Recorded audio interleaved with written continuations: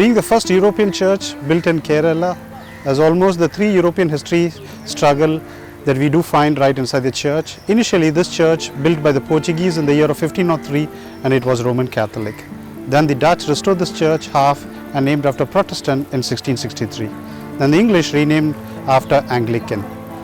Still we do find more antiques inside, and still these antiques are being used, as almost this service happens on Sunday in the language English and Malayalam. And apart from service on Sunday, we do have baptism, funeral, marriage, all happens inside this church. And as the service happens in the local mass, it looks more English. As we enter inside the church, we are supposed to remove our shoes. It doesn't have any religious factor. It's to preserve the tiles given by the British from England minted. Vasco da Gama, the Portuguese navigator, landed in Kerala in 1498, and also he died in Cochin in the year of 1524. But his body, mortal remains, taken back to Lisbon, Portugal after 14 years by his son Salvador da Gama. Right inside the altar, the service gets led by a vicar, and a very famous choir happens in this church. To witness this choir, more than 3,000 people fit in this church. Especially on Christmas carol, you do find the choir happens.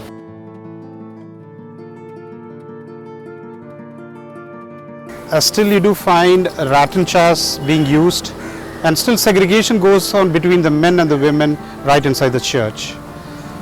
As you do find the war memorial at the time of the First World War, where some of our Indian people participated. As you walk inside the church, as you do find swinging clothes hanging in and around, you might be wondered what is hanging in and around. Those are nothing but the pankas. At the time of the British, they use it as a fan called as the pankawalas. The people operate them on the either side of the wall, where people start pulling those ropes. It swings to and fro. And as you do find on the left and right, plenty of tombstones stuck, as at the time of the Portuguese and the Dutch. And right inside the altar, you do find organ, piano, wooden pulpit, reading desk, and hymn board. All these are still being used. It's unusual to find a tomb right inside this church. It's a tomb where Vasco da Gama was buried. Vasco da Gama, the Portuguese navigator, landed in Kerala in 1498, and also he died in 1524 due to cholera, where his mortal remains were being taken back to Lisbon, Portugal by his son Salvador da Gama after 14 years.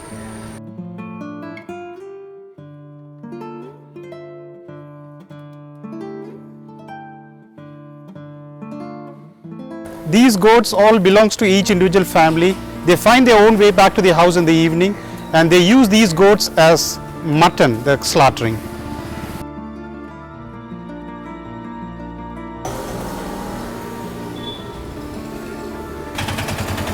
As we are behind the church, as you do find pretty old avenue of trees in and around, the colonial houses and the Chinese fishing nets left over, these all reflects a heritage icon of this place.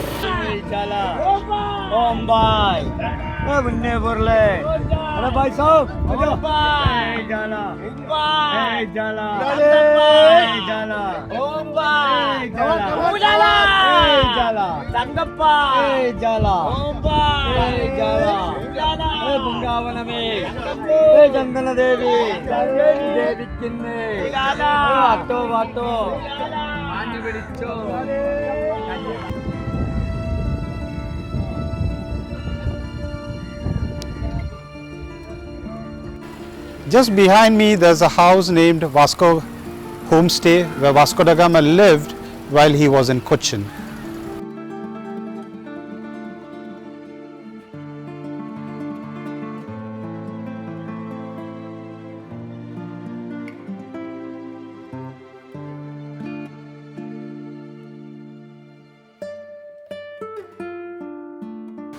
Rain trees planted by the Portuguese, 450 years old. Their family from Mimosa. As you do find the ferns, orchids, moss, all growing by itself in nature on their branches, as it's being a 6 months monsoon. During the summer time, it dries off and it all falls away, and it regrows by itself in nature in the month of monsoon.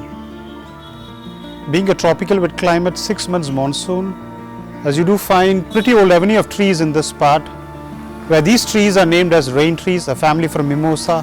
The Latin name is Samania salmon. As you do find the ferns, orchids, moss, all growing by itself in nature on their branches. In the month of January and Feb, you do find the whole tree with blossom where the flower looks like a powder puff, pink and white in color.